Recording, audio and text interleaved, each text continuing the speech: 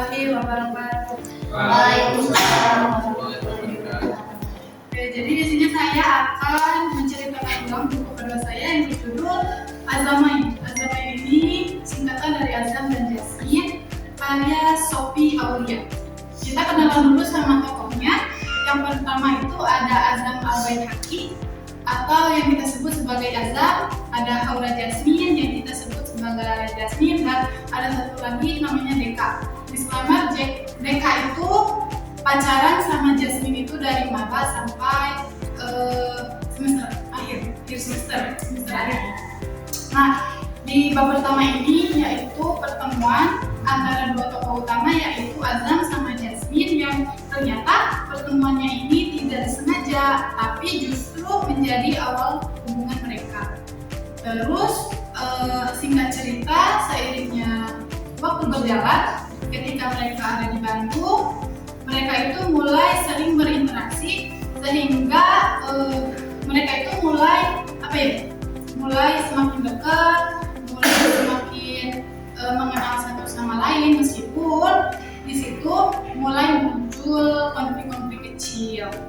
Nah, terus ada di bab ketiga ya, di bab ketiga ini di mana Jasminnya ini masuk fase dilema. Nah, ceritanya itu kenapa Jasmin bisa dilema? Karena waktu itu ada Deka yang mau datang ke rumah Jasmin, tapi ternyata Azam juga mau datang ke rumah Jasmin. Sampai akhirnya mereka itu bertemulah Azam. Ya, Azam yang punya hati lembut, yang punya tatapan teduh, berlawanan dengan Deka yang sifatnya itu terbalik gitu sama Azam.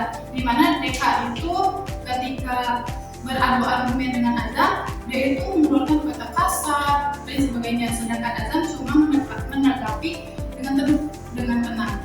Di situ muncullah si Jasmin ini punya perasaan dilema antara dia harus memilih laki-laki yang dia cintai atau laki-laki yang dipilih orang tua.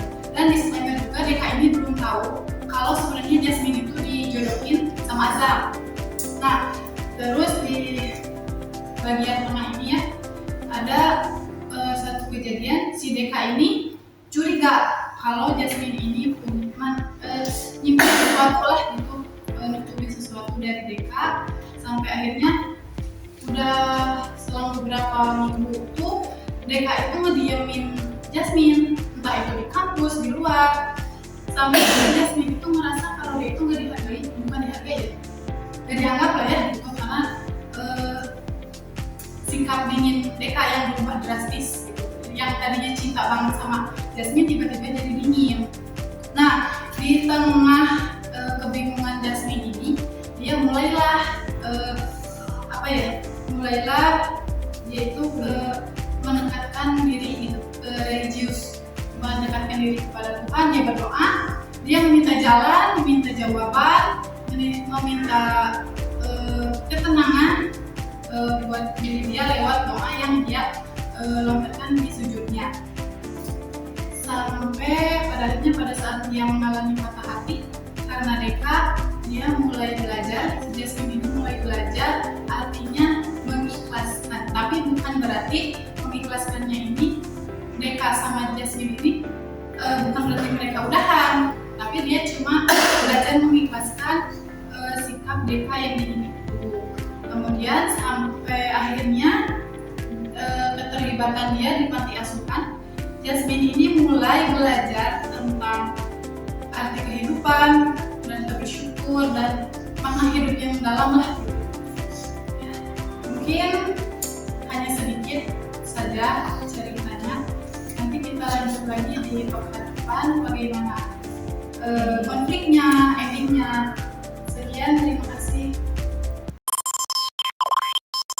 Wassalamualaikum warahmatullahi wabarakatuh.